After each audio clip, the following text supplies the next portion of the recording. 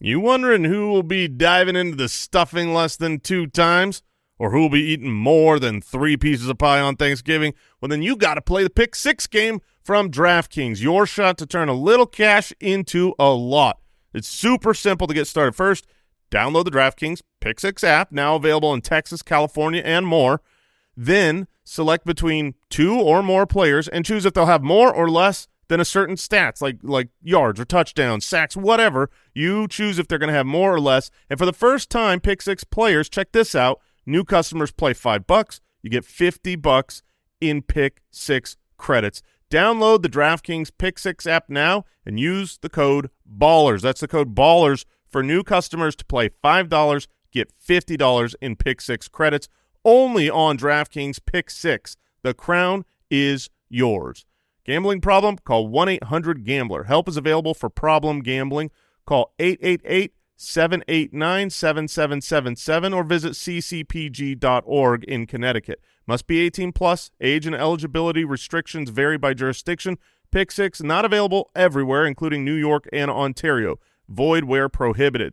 1 per new customer. Bonus bets awarded as non-withdrawable Pick 6 credits that expire in 30 days. Limited time offers. See terms at pick6.draftkings.com/promos. This episode is brought to you by Amazon. Sometimes the most painful part of getting sick is the getting better part. Waiting on hold for an appointment, sitting in crowded waiting rooms, standing in line at the pharmacy. That's painful.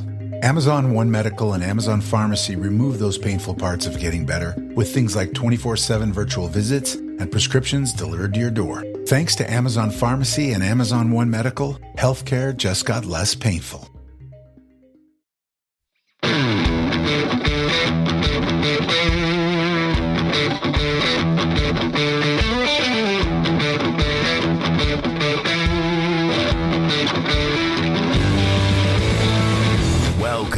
To the Fantasy Footballers DFS and Betting Podcast with your hosts, Kyle Borganoni and Matthew Betz.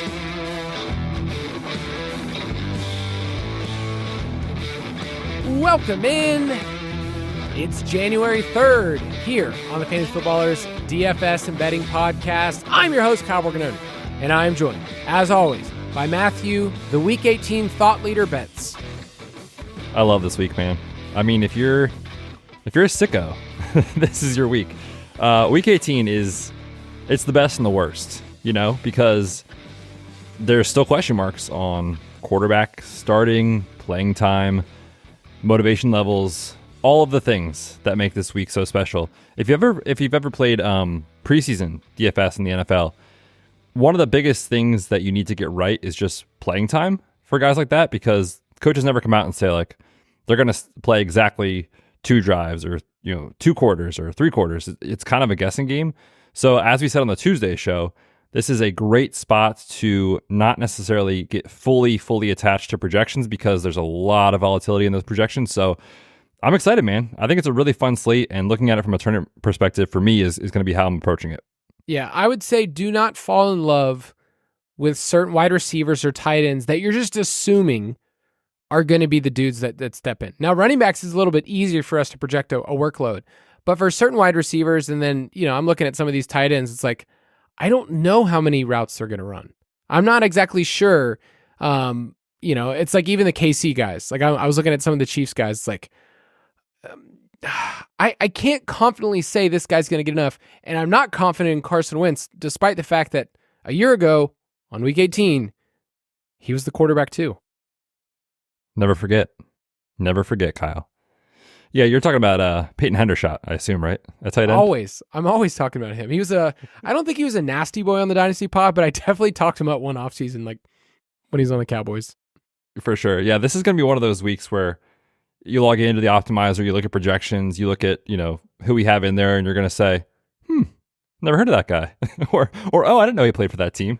That's the kind of week it is. So yeah, man, it should be fun. I'm excited to get your thoughts on some of these teams and how they project and all that sort of thing. But as always with this slate, I think the motivation stuff is so important. So Kyle and I on our Tuesday show, that's pretty much all we talked about, right? Was like the motivation levels, some contract type stuff. I think motivational speakers.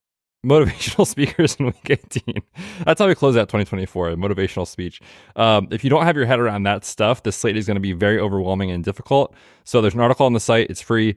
And the Tuesday show was kind of dedicated to that. So make sure you check it out. Yeah, I think at this point in the season, you understand how to have the process that carries you all the way through. And now you're at a point where you go, hey, I thought I fine-tuned everything.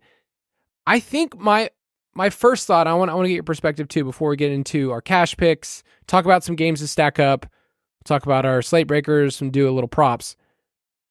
Do you feel like it's going to be mostly a stars and scrubs type build where there are guys at each position that you go, this guy's playing, they have something on the line, I'm willing to pay up here, and yet I'm probably going to have to jam in a couple of really nasty boys that make the lineup look good, and I might be taking a zero at the spot, but when I think of everybody else in my, if you're playing cash this week and in head-to-heads, they might be taking zeros too. Like they might be playing players like, Zach Davidson, a backup tight end for the Bills, and you're like, I don't know how much he's going to play. He might project well at his price point, but like I could not tell somebody in confidence to play this dude. I've never even heard of that guy. There you go. I'm laughing as Kyle's saying that. I'm like, who? Yeah, to your point, a lot of the cheap chalk, I would be very, in cash games, depending on how they project and that sort of thing, like it might be fine.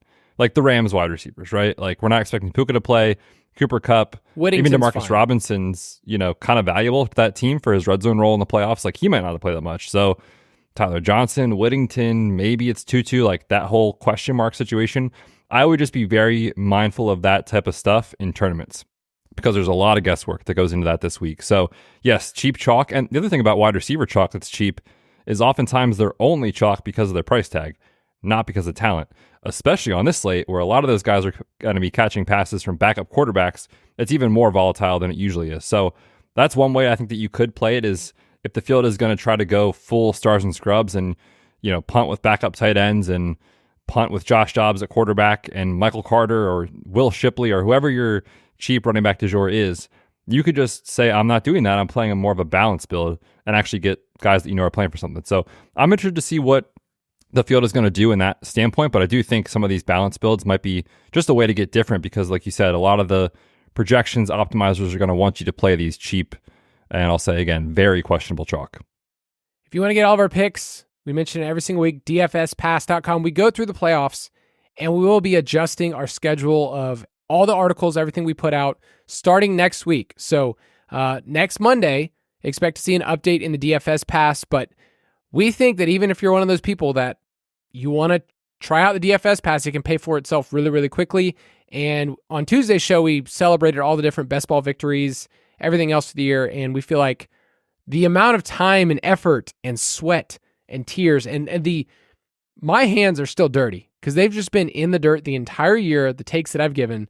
I think they paid for itself over, but dfspass.com, you're seeing it right now. I'm taped up. Oh, for sure. Kyle, he doesn't stop, man. He's just like Kirk Cousins on the sideline with the chin strap buckled from pregame warmups until the game is over.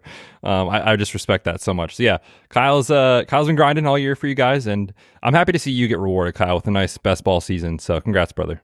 Well, thank you, sir. Straight cash, homie. I do want to take home some playoff victories, though. I think it means a lot when the slate is condensed and we can focus on 3 or 4 games. I feel like that's my goal. That is my 2025 goal. And then after that, I'm done. I don't have to do anything else the rest of the year. That's a great way to start your year, Kyle. Good New Year's resolution. Win a NFL DFS tournament for the playoffs. I mean, I had a lot of other weird studies. I just did a study on Dan Quinn's backwards hat and how the team performs when he has the hat backwards. Off-season's off to a great start. I know. Hey, honey, how was work today? It was really stressful. I had to go back and do all this research. Corporates they're on us to get this stuff done. That's so incredible. I remember there was a day, a year or two ago, you spent so much time putting together this social media post that had nothing to do with productivity at work. Oh man, the off season is here, ladies and gentlemen. So I did find that in the very first week, Dan Quinn, First week on the job. They're playing against Buccaneers. It was a good game, if you remember, but he starts out the game with the hat forwards. He's like, I gotta make sure that I impress all of the higher ups, have a good first impression. But at halftime, he made the switch. He's like, we gotta win this thing. He turned the hat backwards for the second half of the game. They still lost, but the rest of the season, he's basically been backwards hat or beanie. And I expect this week, in my projections, I have backwards hat. So that means good things for Jaden Daniels, obviously. Yeah, who you could play. We talked about it a little bit earlier, but I think the most expensive quarterback, we're going to start about our cash plays here. I think Baker is the easiest softball of the week. If you wanted to play him at 7K, he had a little bit of motivation in a couple of categories. We have him in our player incentives article. But at 7K, I think it's just the right price point. You can play him on FanDuel as well. They are almost a 2-touchdown favorite. They're at home. They deserve to be in the playoffs. Baker deserves to be a Pro Bowler, but he's not. I think if you want to pay up for Baker, do it. Yeah, no doubt. I mean, there's many spots on the slate where you just want to say, I don't want to mess around with the uncertainty or the backup player or whatever and just play the guys that got you here kind of thing, like in season-long leagues. Baker at 7K looks awesome. Taking on the Saints, like you said, all the motivation in the world. Very simple. You win and you're in. So we expect the Bucs starters to go all out for as long as this game stays close. And over the last month, this dude has just been unreal. 9.5 YPA over the last 4 games played with a 14-4 touchdown to interception ratio. So you get all that, and now you get a Saints defense that ranks 23rd in EPA per play since week 10. So yeah, I think Baker is awesome, whether it's in cash games or in tournaments. Baker is definitely a guy on my list this week. If you want to go a little bit further down, the ones that are going to project well is Geno at 5.5, Joe Flacco, who literally could play this game and then go, you know what, I'm retiring to the couch. I'm done. I don't want to play anymore. 5.4. If you remember, we'll highlight this game, but like earlier in the year, we had a Flacco game against the Jaguars. It was a back and forth affair that was really, really fun for fantasy. So we'll preview that game, but he's good at his price point. But I think the biggest conversation point is Josh Dobbs, who, if you didn't know, plays quarterback for the 49ers, and he's only 4K. And that's just such a cheap price tag. So I'm going to ask you, what do you need Josh Dobbs to do at 4K or 6K on FanDuel, but on DraftKings, what do you need him to do to pay off his tag for you? I think if he gives you 12 plus, you're happy. And I went back and looked at his starts from last year. And if you recall, this is a revenge game. He was in Arizona for a period of time. Obviously, he had this date circled for weeks, Josh Dobbs did. So we got the revenge game narrative, but then he goes to Minnesota, obviously. And so the data you're going to hear is very different because he was throwing to a banged up Marquise Brown for part of the year and then goes and gets to play with Justin Jefferson and TJ Hawkinson and all those guys. But if you just look at the data, he's averaged 15.4 fantasy points per game in his 13 starts, thanks to a 6.32 and half a rushing touchdown per game rushing stat line. You know, the floor isn't terrible if he's going to run that much. So it's uncertain. You know, it's questionable. It's the Cardinals, though, at the same time. The total is not terrible. I do hope that if you're thinking of considering Josh Dobbs, that Kittle plays, Debo plays, Pearsall plays. Like, all the guys are in because we got Wednesday's report. We're still waiting on Thursday's. But as of Wednesday, those guys were all missing practice. So TBD on Josh Dobbs, but at 4K, if he gives you 12, 13, 14 points, I think you're pretty happy. Yeah, I'm basically, I think at this point, I've done builds with Baker. I've done builds with Flacco. And then with Dobbs, I go, ooh, this is kind of fun. And you can do whatever you want. Yes. And the best part is, normally we would say don't punt more than 2 positions in a build. Like, it's like, okay, don't do that. This week, I'm just throwing out the rules because I don't know how people will build. I can't use the same roster percentage logic that we've used before. I think you're going to see really weird builds where people, like, let's say they pay down for Dobbs, but then they pay up at 3 spots, but then they pay down at, like, you know, another wide receiver spot, a really cheap running back. It's just going to get weird. So I just throw out the rules. I don't care if you have 3 punts this week. Maybe 4's asking a lot and you're probably a little too unbalanced, but Josh Dobbs at 4K doesn't really have to do very much. Like, Josh Dobbs could score 8 points and you could still cash this week. I think the field will want to play him. For sure. I agree with that. All right. Darnold's also available on FanDuel. We will highlight that game for FanDuel people because it's part of the main slate. Let's go to running back. There's some cheapies this week, But before we get to those cheapies, I think Bijan feels like the safest play on the slate. Like, there's a lot of narratives about what people think about certain incentives. Like, this is going to happen with Mike Evans. And we love Mike Evans. But like, we're almost like building that in so much where if we're just looking at this game and throw that stuff aside, narrative stuff, Bijan at 8.5 at home against the worst run defense in the league just seems like an easy click at this point. Definitely, yeah. He was my slate breaker last week, and I was super excited about that for people on FanDuel. The first half. The first half, I was like, oh, this is going to be great. And I played him a ton there. Unfortunately, what did they get off in the third quarter? Like 4 plays or something like that? Like they just could not get the ball back or sustain drives from the Commanders. So obviously in this game, you are not worried about that whatsoever with them favored by, I think I saw 8 is the line at home against the Panthers that got the second highest team total on the slate. If you're talking about DraftKings. And Bijan's coming off a game last week where we said, the chips are down. Like they're probably going to have to lean on Bijan here when you have to win this game. The same is true this week, and he played 91% of the snaps last week. That was a season high. So I think, again, you're looking at a floor of 80% of the snaps and probably 25 opportunities against the Panthers. So I agree with you because we have so much value. I do think not playing Bijan is a bit of a mistake in cash this week. He leads the NFL in forced missed tackles, and if you haven't had Bijan on your fantasy team or you haven't watched Falcons games, which that's okay, he just looks awesome, man. Like Looks great. You get Saquon, I get Bijan. We're in a really good spot right now. We just get to watch really awesome running backs play football. From a football fan perspective, it's super fun. So Bijan at 8.5 is great. Our boy Bucky Irving at 7.7, I think, is a solid tag. We've talked about him for weeks on end. He did pop up in the injury report, but he's kind of done that a lot recently. So we'll wait till later in the week to see if anything changes, but he's a really good tag at home. How many Buccaneers are you comfortable with in cash? Like last week, people played in tournaments Bucky, Evans, and Baker together, and maybe even Payne Durham, and it was totally fine. So are you fine with more than $2 in cash? And McMillan, people played him last week too. That's so true. It's like if you played anybody on Tampa except for Rachaad White, you probably did fine. Yeah, I think in cash, 3 I think would be the max for me. It's expensive though, and it's more expensive than it was a week ago. Remember, this is $1,000 difference for Bucky. Not saying he doesn't deserve it, but Baker's more expensive.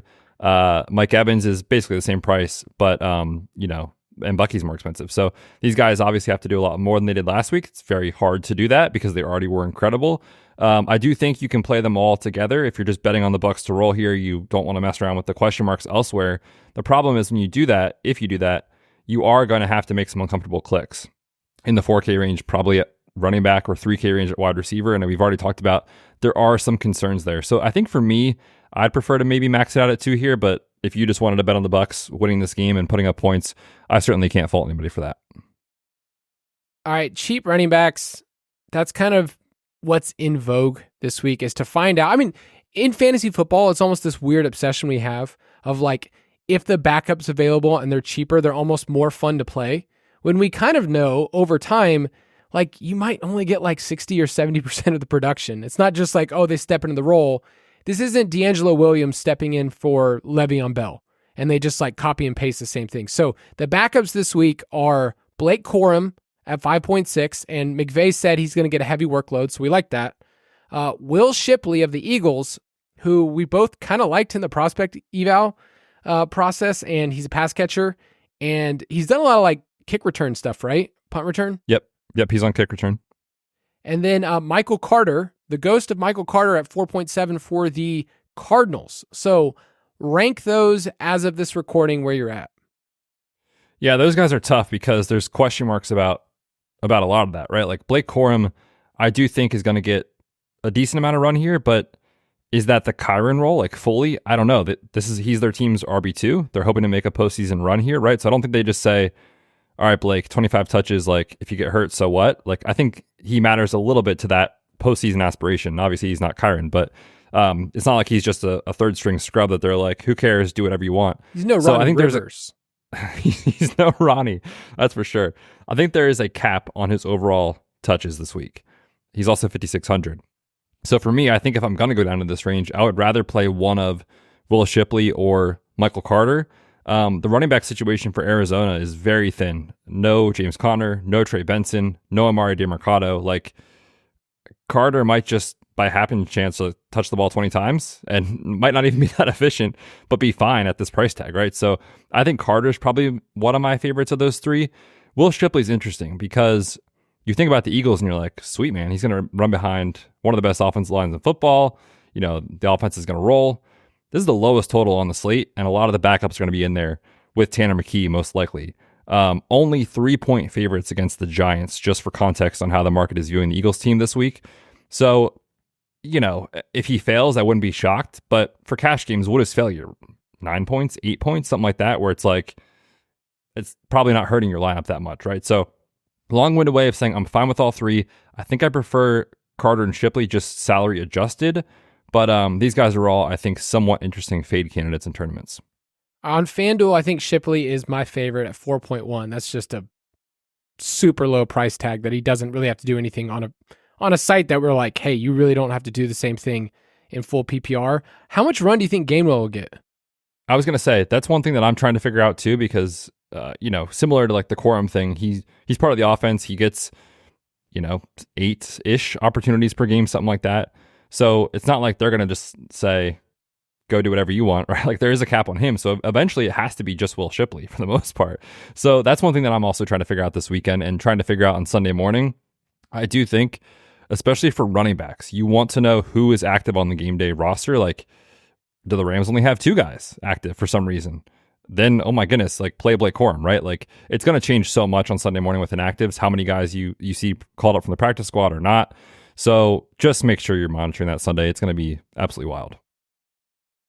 I have a bias against Michael Carter, and it's probably due to his career. Maybe that's it. It's just like looking at this player and seeing what he's done. But I mean, he could have some PPR volume. So make sure you check our best plays. We'll have these guys ranked, but I can pretty much tell you right now that Bijan's going to be my lineup, and I'm not messing around in cash. Can't blame you. All right, let's take a quick break. We'll be right back.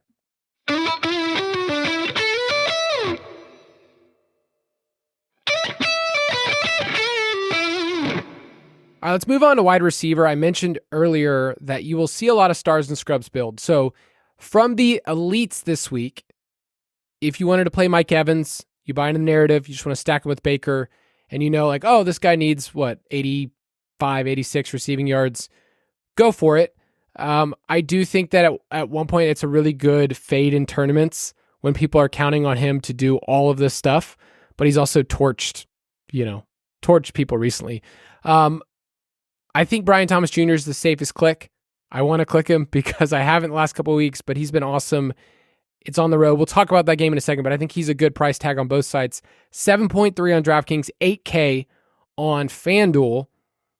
In the 6K range, I think Drake London is another easy click. With Michael Penix, he's seen 28% of the team's first read targets, so he's been awesome.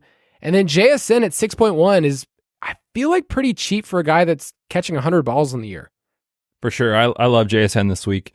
The price tag is not, up to where he's been production-wise, so you get a bit of a discount here.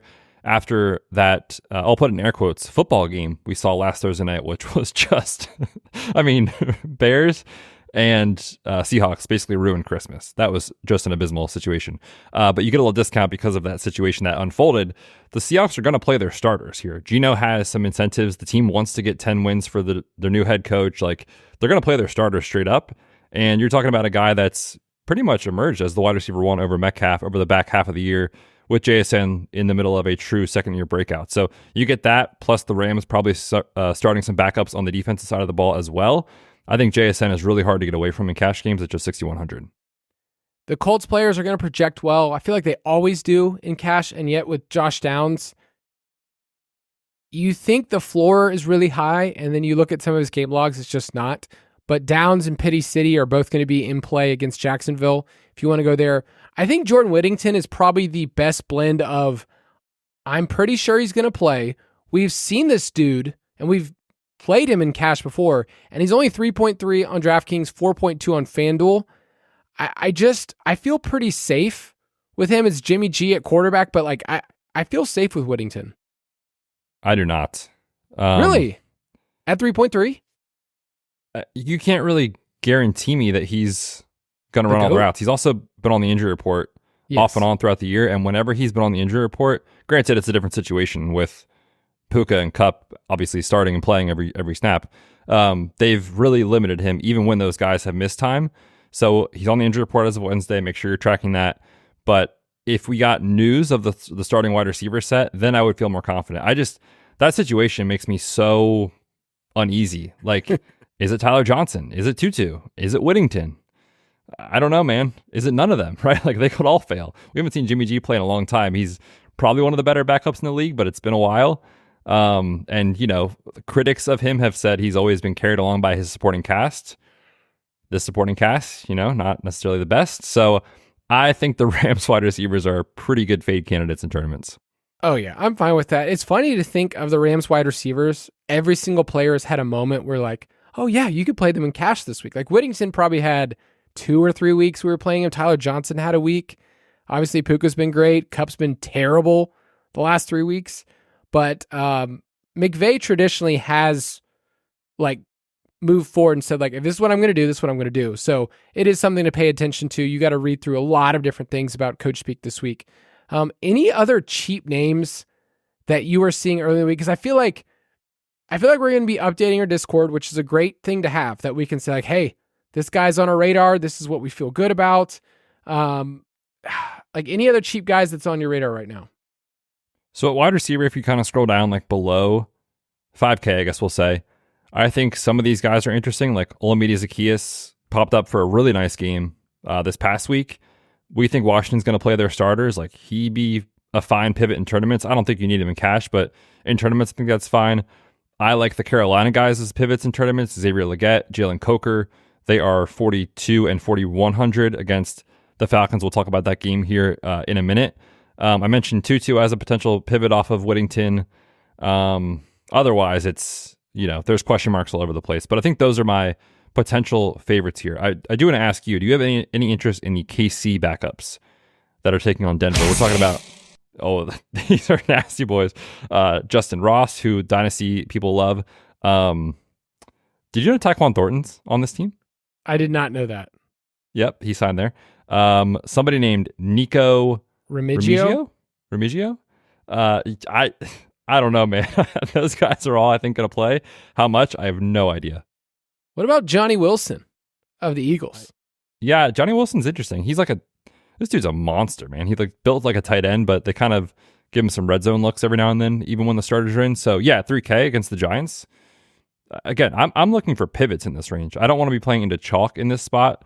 So if you want to dip your toes into these muddy waters this week, just do it away from ownership is my advice. I'm going to ask you one more, just for the pain. Just because I think it's good to feel something and remind ourselves that we have. Well, no, that ship sailed a long time ago, brother. What about Jahan Dotson? I'm not sure how much he actually plays. Oh my this God. week. Just not because he's. I know. I mean, he might be terrible, but just because he's in 3 wide receiver sets with the starters. So maybe he plays a little bit with the backups and then leaves. I truthfully don't know. What a niche role. He's too good to play with the backups, but he's not good enough to ever get targeted with the starters. And so therefore he never actually accumulates stat lines. That's a really interesting place to be, Jahan. How did that rookie season happen? Like in hindsight, it's just like, how did we go from that to this? The Commanders are fortunate that people don't associate them with him anymore, because if he was still on this roster and he wasn't performing with Jane Daniels, we'd be like, this guy must be the worst player of all time. They spent the 16th overall pick on this guy. Looked good after a year. Yeah. All right. Tight end. The 3K range has a bunch of dudes if you want to play them. I do need to update you that Jake Turd Ferguson, who's fine on both sites, 3.9 on DraftKings, 5.2 on FanDuel, still has as many touchdowns as your dog bets. That is so sad. Is this the week? I wrote him up. Okay, so did I.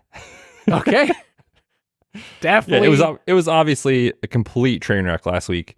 just systemic failure for the Cowboys in general on the road in Philly.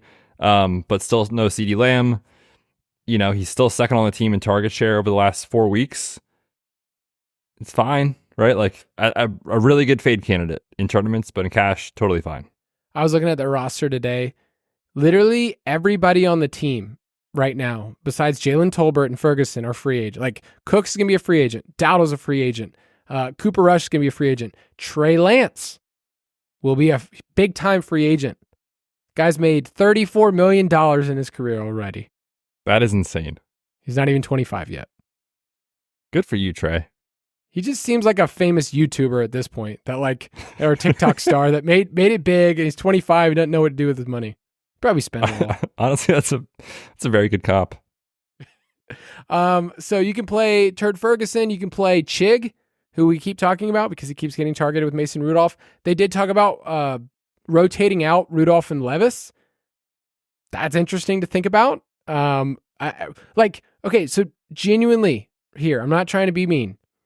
What is their thought process about this? Like, why would they be doing this? Honestly, I don't know. I think Callahan said something about just wanted to make sure we get a lot of tape, enough tape on each guy. It's like, dude, you literally knew from the first quarter of the first game of week 1, you knew the answer.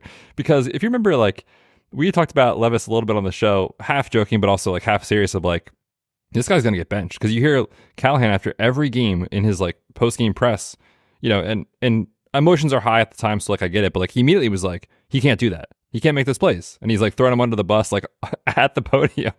And of course, Mason Rudolph, in the game, I don't know, man. Maybe it's just to try to lock up another loss. Hopefully. I don't know. I truthfully don't understand it. I sometimes am a little bit harsh when I say things about players because these are gentlemen, big boys, Scholars. But I will say stuff like, this dude's out of the league in 2 years. Like, and I'll say it sometimes half joking, and then other times I really do mean it. And with Will Levis, this is one of those things like 2 years ago, like, dude, this guy's not going to last in this league at all. So they are tied right now with a couple other teams. Patriots, Browns, Giants. They have the second overall pick. They have the second overall pick based off tiebreaker, but those are the teams at the 1 through 4 spot that all have a 3-13 record. So they're trying to lose, I think, if they can get into that top, make sure they stay in the top 2 spots this week against Houston. So yeah, I think that's probably why they're doing it. You think Callahan's like, okay, so if I come back next year, if I can get a better pick, let me at least put out there that maybe Levis will play so that I can get that maybe that's his backdoor way of saying like, I want to lose this game and I want to publicly say beforehand here, and not tell people here's why I'm doing this, but if I bring in Levis, then they have a better chance to lose. I mean, the one way that you could buy yourself more time as a head coach is just to reset with a rookie quarterback, right? So like from his job security standpoint, I totally get it. Okay, but what if I told you that when these two teams played in week 12, Tennessee won and Levis threw for 278, 2 and completed 75% of his passes? I remember that well. Levis played very well that game. Okay. Trey McBride at tight end, if you want to pay up there, that's great. Peyton Hendershot is 2.5. He plays for the Chiefs. You're probably not going to see a ton of Noah Gray. You're not going to see Kelsey at all. So, if you wanted to punt, like he's probably the one that's on our mind. But, I mean, you could convince me of a bunch of other backup dudes. So, yeah, that's all I have to say about that. At defense, I think the Broncos are just the easiest, safest play, best price adjusted, 3K against Carson Wentz at home, double-digit favorite, have to win. If you want to play the Broncos, do it. I agree. I think Broncos are the easiest click. I do think there's some really good pivots, though, for tournaments. The Packers are interesting, right? Because they can't get any higher than the 6th seed. We talked a little bit about that on Tuesday. But as of now, we're assuming starters play, and the market also does. They are double-digit home favorites against Caleb Williams, whose pressure-to-sack ratio is absolutely atrocious, taking 4.1 sacks per game. Only Will Levis has a higher pressure-to-sack ratio than Caleb Williams this year. So if the Packers are going to play their starters, 3,400 is an interesting pivot off of the Broncos. I also think if you wanted to spend up for the Bucs with motivation against the Rat Tail, and I wouldn't do it in cash, but in tournaments, I think that's fine. I think the Seahawks are in play if their starters are going to play. 2,900 against Jimmy G with Whittington and Atwell and those dudes out there. Like, this is a slate where I think I'd probably try to play away from roster percentage at defense and get off the board a little bit. Yeah, I'll mention on FanDuel, if you want to play the Giants at 3.2, they're really, really, really cheap against Tanner McKee. That's just a punt play. And then the Titans as well, 3.6 are a cheap team if the Texans are going to rest some of their starters for part of the game. D'Amico Ryan's kind of given both sides where he's like, yeah, we're going to play, and we'll see what happens. So defense is definitely one of those weeks to get off the board. Stack Attack. Betz and I are going to talk about a couple different games that you can stack up for Week 18. It's kind of hard to have confidence in team stacks this week because there's so many different players with playing time concerns. It's just hard to say, oh, stack up this guy. You know that they're going to be competitive the entire time. There are things that we have in front of us that we can bank on. And so for DFS, remember, we're just trying to get a couple of things right. We're trying to pull on some correlation, a couple of levers, and then hopefully variance goes our way. Okay, we're not trying to control all the factors, but the first game we're going to talk about, Carolina Panthers at the Atlanta Falcons, Mercedes-Benz Dome. This place, I cannot fathom people that are more excited to go into the playoffs. Nope, they're going to end up like, what, the 17th pick in the draft, and it's not going to matter? Sadly, that seems very, very likely. However, the starters are going to play. They do have to win this game if they want to have a chance. So we already talked about Bijan. He's an awesome play. Drake London, he's an awesome play. To me, if I'm playing this team or this game from that side of the ball, I do kind of want to look at potentially a pivot. I mean, where are you at with Mooney? I think Bijan, is just, he's good chalk. Like, I think barring injury, I think he's going to smash here. So I plan to play into that a little bit on this slate and be okay with it. But London, the target shares have been good. But with Penix, the neutral situation pass rate, it's only been 48% and 56%. Now you get the Carolina Panthers where everybody can run on them. So I'd be surprised if Penix is forced to really open it up here and chuck. So I think London is like a totally good cash play. I do think he is fadeable in tournaments. Are you interested in any pivots off of him for Mooney in particular in the spot? Yeah, if you wanted to stack up this game, like if you wanted to play Bijan and Mooney as the two pieces here, and then you wanted to stack the other side, like if you want to play Bryce with another play, I think that's totally in play here if you think this game goes off. I mean, last time we talked about it, this game was 38-20, and Atlanta ran the ball a ton. It was almost 200 combined yards on the ground. Algier got some looks too. So if you think Atlanta takes care of business, they score 28 plus points, 4 touchdowns, and you think that Mooney gets one of them and he has a good PPR game, or at least, Mooney's one of those players that can go 5 for 100. He doesn't need 20 targets to do it. Then that's probably my best way to do that. I still like London. I think he's a good value on FanDuel as well, but I think I would be playing Bijan and another piece and hope that this game goes off, and then on the other side, just run it back. Makes sense. Where are you at with the Carolina side as far as how to attack them? Because looking at their salaries, it's pretty favorable. Like Bryce Young, 5,800 on DraftKings, 6,900 on FanDuel. Those are pretty affordable tags, especially if you wanted to look for a pivot off of Geno or who else is in that range? Flacco. Right. You can definitely pivot there with him. Thielen's interesting. He's a guy that I think on most slates for cash would be so popular at 6,200 on DraftKings because he's kind of just getting almost everything from Bryce Young. And if we think they're going to have to throw here, which the spread says they will as an 8-point road dog, it's a good matchup. I think Thielen is a very interesting way to play this game, or even just a pivot on the slate for some of the cash plays, because I do think he's cash viable, but he's not in the top tier for a lot of people. So I think usually I'm not excited about Adam Thielen on this slate where I'm seeing below 6%. I think that's a pretty good tournament play. Yeah, I mean, I think all their wide receivers are interesting at their price point. I mean, Leggett came back last week, 9 targets, 68% of the snaps.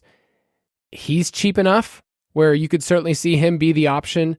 Coker, seen 80+% of the snaps. We've seen him have some big plays too.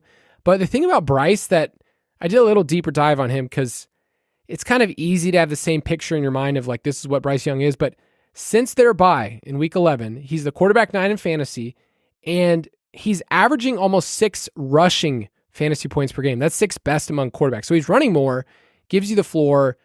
You've seen them throw a lot more. So I just think the volume is on his side. I mean, Raheem Blackshear happened to play 77% of the snaps last week. He had 2 fantasy points. Like, they're not going to be able to run the ball. You're going to see a good amount of volume. So I don't even care if you Bryce double stack. It's week 18. I don't care what you do. If you want to Bryce double stack, literally convince me of anything, and I'd be like, yeah, that sounds good. I'm with you. And this is kind of another way to play, like similar to last week, where it's like if you stacked up Baker, your lineup probably did very well because you had him with Bucky, you had him with Mike Evans, maybe McMillan, maybe all of them, the tight end. Like you could have just played an Onslaught. But you also probably had success if you played like a Bryce to Thielen with like a double bring back on the other side. Like this feels very similar to that. So I definitely have interest in Bryce Young on this slate for sure. Okay. Yeah, I like this game. It's in a dome. Don't forget though, Mercedes, you always make fun of Mercedes-Benz. We just had a great Peach Bowl there for college football playoff. Okay. Oh, what a game. And then the final is going to be played there as well. Oh, I didn't know that. Dude, this is a big time sports venue. People sleep on Atlanta. All these people are from Philly. They don't even know. Did you see the article on ESPN? Oh, I read it because I actually have a little bit in our next matchup where I read it for the AFC South because it's so bad. But let's just say that Mercedes-Benz didn't show up as the scariest place to play. Yeah, for those that are not aware, there was an article on ESPN. They polled, it was like 110 or something like that, NFL players, asking them where their most difficult places to play were around the league. Mercedes-Benz Stadium got exactly 0 mentions in that article. So the Panthers might just waltz in there, Kyle, and take away your playoff chances. Did you know that Andy took them as his almost upset? I actually agree with it. Like, I think they're going to play their starters. They're going to play hard. I think 8.5 might be too much. Gosh, that sucks, man. He did ask my opinion on the show. He's like, what would you do? I was like, just kill us now. Just take us out. I feel bad for some of the teams that's like, you could get in if this, and this happened. But it's like, man, what are the Bucks now? 14-point favorites? 13.5, something like that. So you kind of already know. Yeah, let's put it this way. I love the Falcons, but I hate Spencer Rattler more. So I cannot root for that man. So you're saying to your own team, just kill us. Listen, just 2025 is our year. Just take us out back. I think the line is right to take Carolina +8. But I can see this game hitting the over. I agree on both of those. All right, next game is Jacksonville Jaguars at the Indianapolis Colts. The Colts are 4.5-point home favorites. The over-under is 45. Normally, we would never bring up a game between two really crappy teams at this point of the year. But this is week 18. This is the slate. We can have confidence, at least so far, that the starters are going to play. And when we saw these two teams in week 5, 37-34 Jaguars, it was an awesome game, back and forth. And I think you can just have confidence in the core pieces, like Jonathan Taylor, Brian Thomas Jr. Both of those guys are going to project well. If you want to play them, do it. I mean, if you want to play GTT and Cash, do it. He's been the RB1 back-to-back weeks. But I think you can have confidence, and from there, kind of build out the different variations of this game. Yeah, it makes a lot of sense. I'm with you in those takes, basically from start to finish. Like, the Colts are going to play their starters. Their defense can literally not stop anybody. Gus Bradley is going to coach his last game as a Colts DC in this game. Truly embarrassing. Like, the last 3 weeks have been so horrifically bad, it's hard to even put into words. 31 points to Denver, 30 to Tennessee, 45 to the Giants, led by Drew Lock, and they did nothing for the entire season. Truly a train wreck on the Indy side. You publicly have people calling out their motivation level, their effort level. Guys are showing up late. Like, they are ready for the offseason like you would not believe. So I do think the Jacksonville Jaguars put up a lot of points here. It's in the dome. You get Flacco on the other side. This could be like a classic, like, two horrendous defenses, but like competent offenses type of shootout. So I really like this game quite a bit, especially considering both quarterbacks are cheap. Downs is cheap. Pittman's cheap. Brian Thomas Jr. is still too cheap. Yeah, I like this game a lot. I mean, there's a lot of cheap pieces here. I mean, other than JTT and BTJ, that's basically it. I mean, you could just figure out a bunch of different variations of it. So if you want to double stack Flacco, Pierce is a fun play because you have these bomb games, but he's done it 3 times this year, gone over 100 yards. Pittman went 9 for 109, and won last week. He's a fine play. Adonai Mitchell is a random dart throw. He's basically Dontavian Wicks. He gets open but can't catch the ball. If you want to do that, that's fine. What other like secondary plays do you have confidence in this game? It's like Parker Washington's fine in his price point. You know he's going to be on the field. I don't mind that as a pivot here, but I don't know where else to go. Yeah, I really don't have a lot of like contrarian options here. I just think it's pretty clear how to play it with Brian Thomas Jr., who's truly having like an alpha wide receiver 1 type season. He's going to be one of the best, most exciting picks for like a true second year explosion next year when you look forward. So he's going to finish out, I think, his campaign very strong. We've been talking about these perimeter wide receivers against the Colts all year. Malik Neighbors went bonkers. Like Brian Thomas Jr., I think, is an awesome play. And similar to the Bryce Young conversation, where if you wanted to say, look, I'll play Mac Jones instead and just single stack him with Brian Thomas Jr.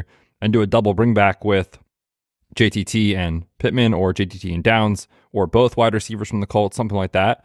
That's all very much in play this week. So there's not a lot of contrarian options, but the obvious plays I think are very, very good this week. On Taylor, real quick, I do think he's a really, really good pivot in the expensive range at running back. He's going to be, rostered, 14, 15, 16%, something like that. But Bijan will get to 30, 35, like something crazy in small field, maybe 40%. So if you're just looking for like a price point pivot there that you can have as much confidence in, Jonathan Taylor here should absolutely roll.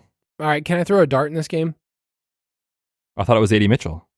No, I said you can do that. I'm not saying it's a smart dart. Is it Brenton Strange? No, it's Brenton Okay. Strange. Who is it? It's Tank Bigsby. Okay.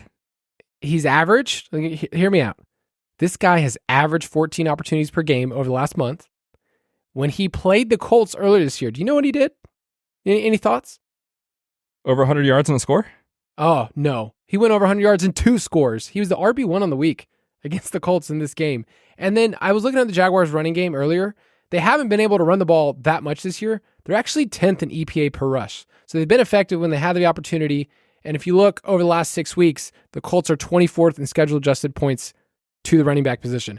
I think he's a sneaky tournament play and obviously could be good leverage over Jonathan Taylor. Just throwing a dart. If you want to lose some money, do it. But if you want to gain some money, could work too. This will either definitely lose you money, but it could make you money. What an opportunity you have.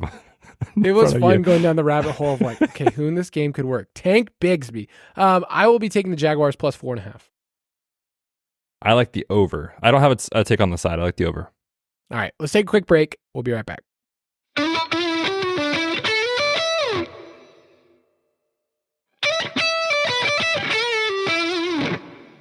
One more game we're going to preview, and if you play on FanDuel, whoo, baby, you are excited that this is part of the main slate. However, if you play on DraftKings, you also can play this in Showdown and have fun because it is the Vikings at the Lions. You've heard about this game all week. The over-under is at 56.5. The Lions are 2.5-point home favorites, and everything is on the line in the NFC. These teams, when they play in a dome, they're just awesome. And that's basically what they've got to do whole year. The stat going into the year was what? Jared Goff, 14 of his 17 games he gets to play indoors. He's been awesome at home. The Lions averaged 36 points per game at home, and their team implied total of 29.5 is huge, and it almost doesn't seem enough. So where do you want to start with this game? Because I feel like you name a player, I probably could say yes. Yeah, that's the tough part, right? Is like, I want to play literally every player in this game. And that's not really an exaggeration. Like, I'm excited about the running backs. I'm excited about both wide receivers on both sides of the ball. Both tight ends are in play for sacking this game. So it's really tough to talk through it from like a game theory standpoint, because I think in a vacuum, even when you adjust for salary, all these guys are very, very strong plays.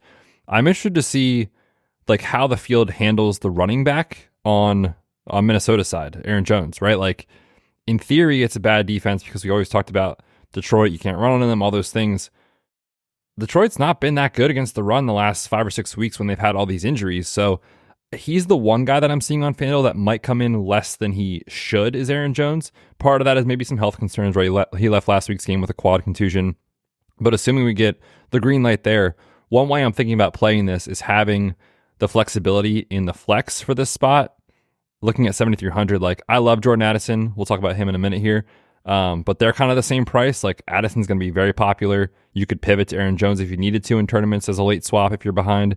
I think you could also pivot off if you work your salary the right way. You could pivot off Jameson Williams with Aaron Jones. So the only real contrarian option I see here is Aaron Jones, but that does not mean everybody else is a bad play. Yeah, I'm trying to figure out, on FanDuel, it's obviously a different conversation, but like on the Minnesota side, I think you're going to see a lot of Darnold double stacks because Darnold just continues to be at a price point where he's just fine and he's been awesome. Addison, I like a lot. Even Jefferson at 9,500 on FanDuel is fine. Like it's fine to pay up on this, especially on a slate where we get a bunch of cheapies. So I think that's how the field is going to play it, is that they double stack Darnold and then they bring it back with at least one Lion, but maybe two because they want to be a part of this game. Is there a way where people are running into too much here? Like I always try to give the pushback, but this is one of those games. It's like, I'm not going to poke holes in literally anybody. Jameson Williams, Gibbs is going to project awesome and make every single person. So is there any routes here that you're like, okay, this is maybe too much. We're banking too much on this game.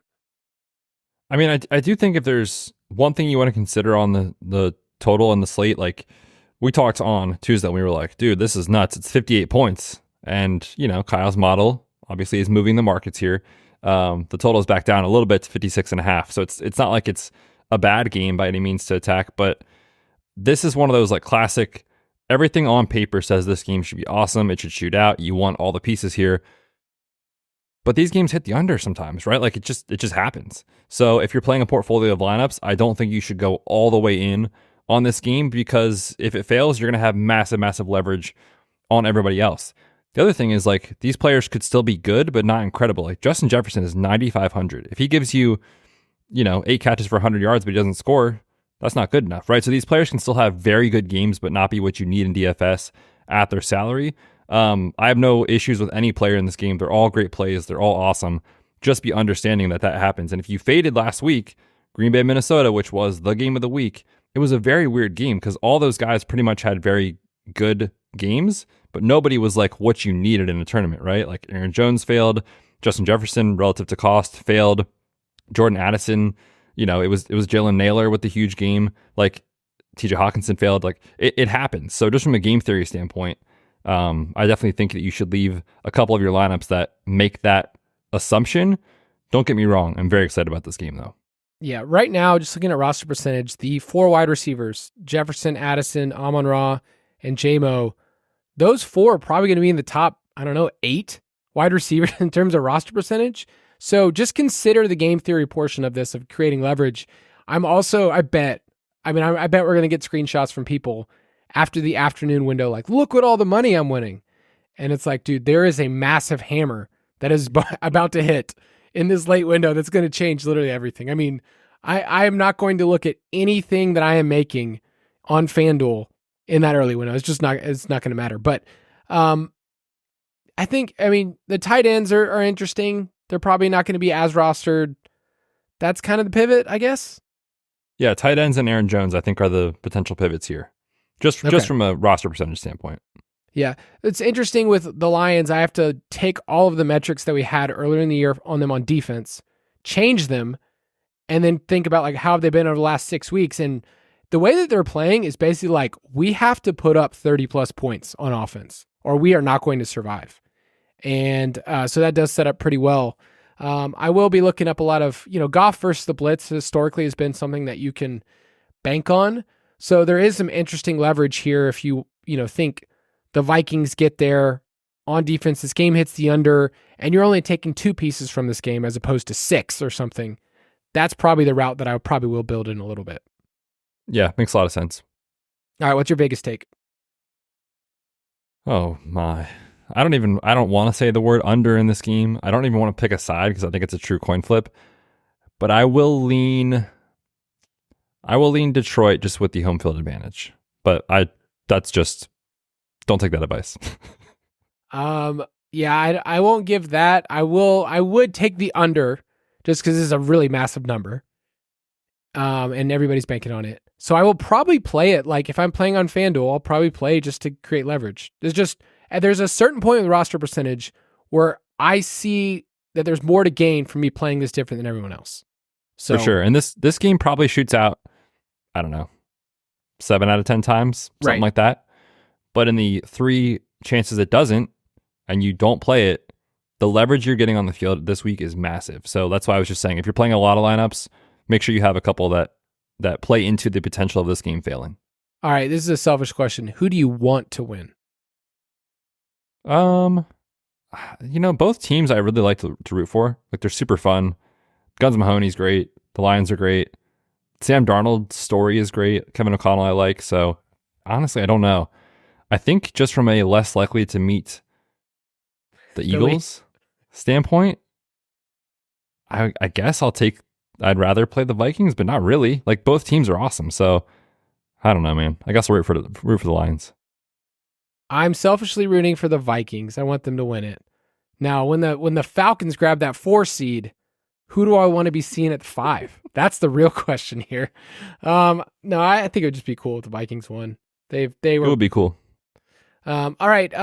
We want to talk about a couple different teams. If you want to onslaught, that if you really look at, like, Tampa Bay, for instance, I cannot fathom saying you need to play this Saint. Now, if you want to play MVS, he's got some incentives in there. We have that in our in our article. If you want to look there, this guy just needs a little bit more to go off. One more touchdown. But the Buccaneers, if you want to onslaught them, we talked about them earlier. Any other teams you want to mention about onslaughting? We didn't really talk about the Broncos at all in this game. When you think about the Chiefs, like, generally they're a pretty good defense and all that. I mean, Chris Jones isn't going to play. I'd be surprised if Trent McDuffie plays. They're going to start some backups. The Broncos have all the motivation to win this game. They have a very nice team total on the slate. It's top 3 on the slate. So Broncos look good. Cortland Sutton's chasing some contract incentives. Marvin Mims just popped up for a huge game last week. So I do think Nick's stacks are contrarian, but very good plays this week, especially if they just roll and Carson Wentz fails and they get a lot of short fields. I think the Broncos are very much in play. What are your thoughts on the Packers? Because this makes me feel uneasy. I hate them right now. Like, the market says that they're going to play their starters and they're going to absolutely crush. I'm not smarter than Vegas, don't get me wrong, but, like, how much motivation is there actually for this team is my question. And also, I'm so frustrated with Matt LaFleur, man. I think he's a great play caller.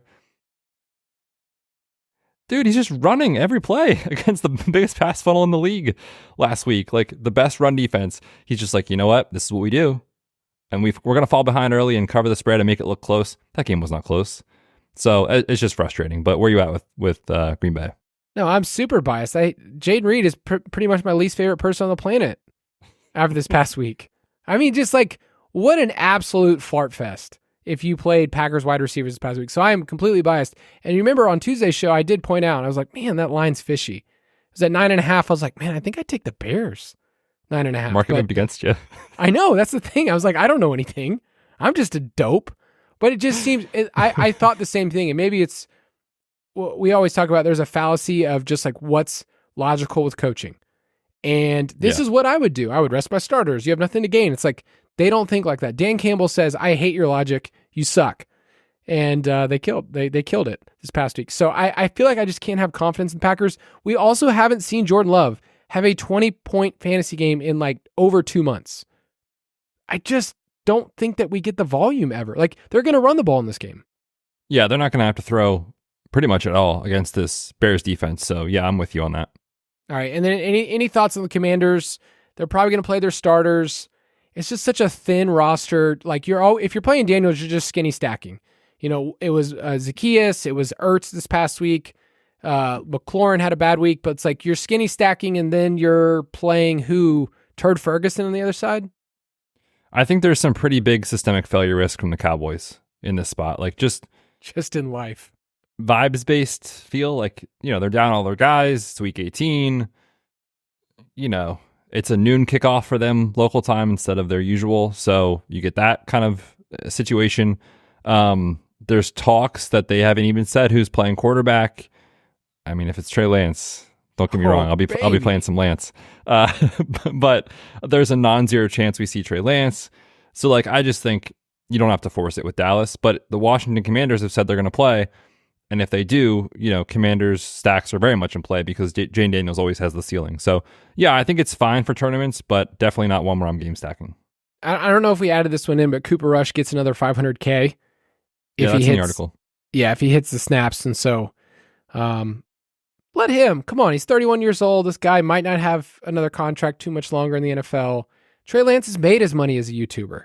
He's done it, man. He doesn't need it, but it would be fun.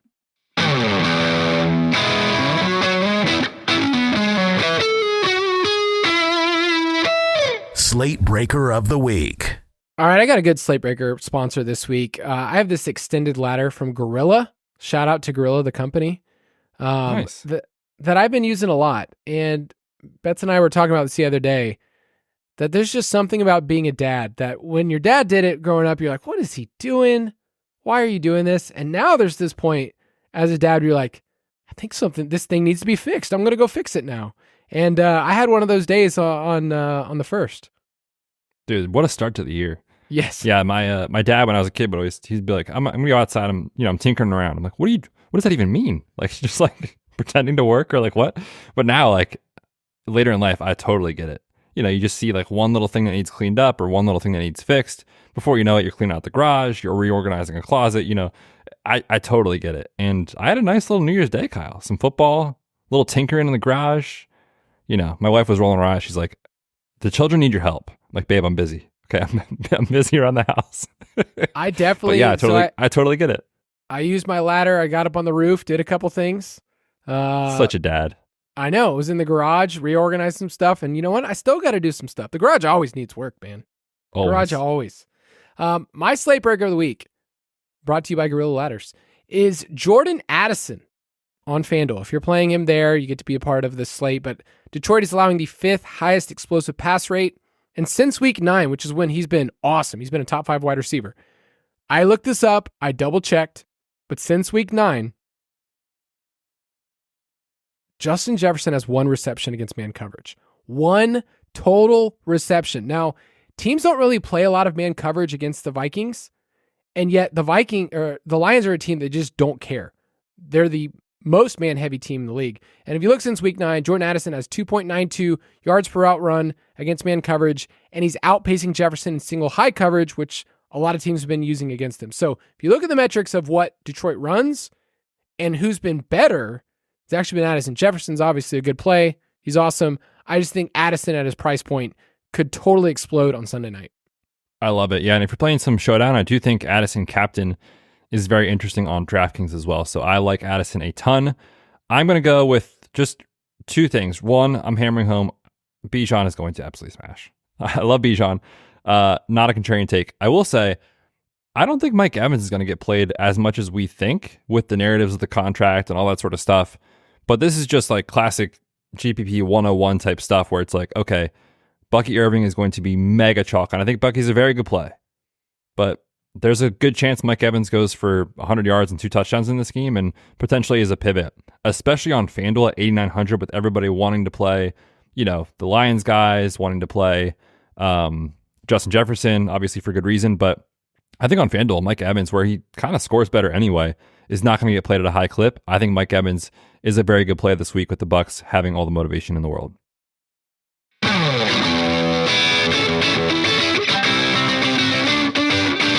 It's time for Borg versus Betz, presented by DraftKings. You don't have a sportsbook? No problem. You can play DraftKings Pick 6 with us.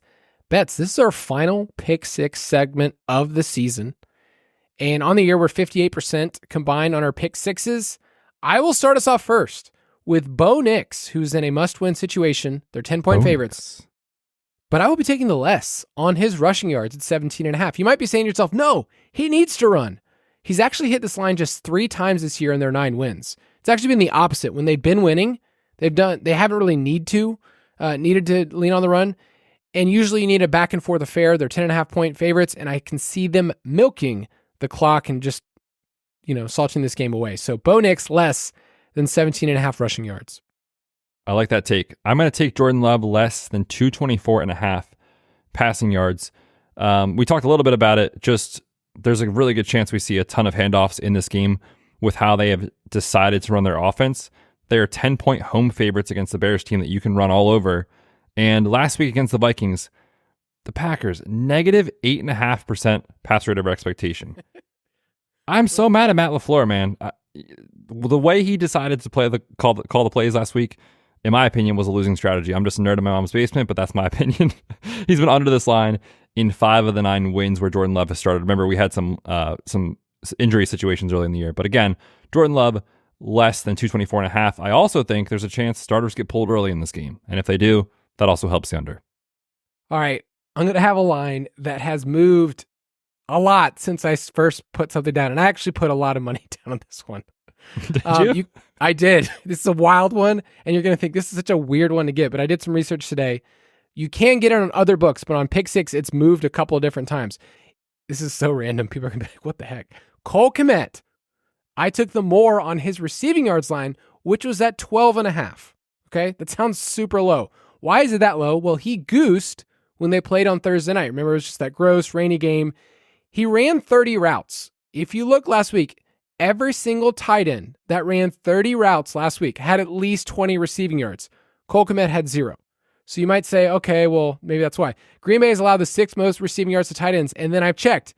Every single starting tight end in the NFL that has played them this year has cleared this line of 12.5. It's at 16.5 now on Pick 6 that I'm seeing, but I'm seeing on some books as 12.5. So we'll see if this sticks. I know it sounds weird, but that one just jumped out to me, and obviously I was... Moving the lines. What a stupid bet. Kyle, you are a sick individual. I will note, Rome Odunze also did not practice Wednesday or Thursday because of illness. Book it. If he's got the sniffles, he sits. A couple extra targets for Cole. Yeah, actually, I kind of agree with you. I'm going to take Joe Burrow less than 39.5 pass attempts. We gave this out on books at 40.5 attempts. That is an insane median outcome line for books to lay. Don't get me wrong. He absolutely could chuck it 45 times and I wouldn't be surprised. But he's been under this line in 12 of his 16 games this year. Even with Cincy's pass rate being insane, he's still been under that. 2 of the games he went over, both were overtime games. So you're talking about regular season, non-overtime games. He's been under in 12 of 14 games. This is a divisional rematch against the Steelers. We expect the starters to play. They play slow. They run the ball. Try to limit your play volume. Give me the less on 39.5 on Pick 6.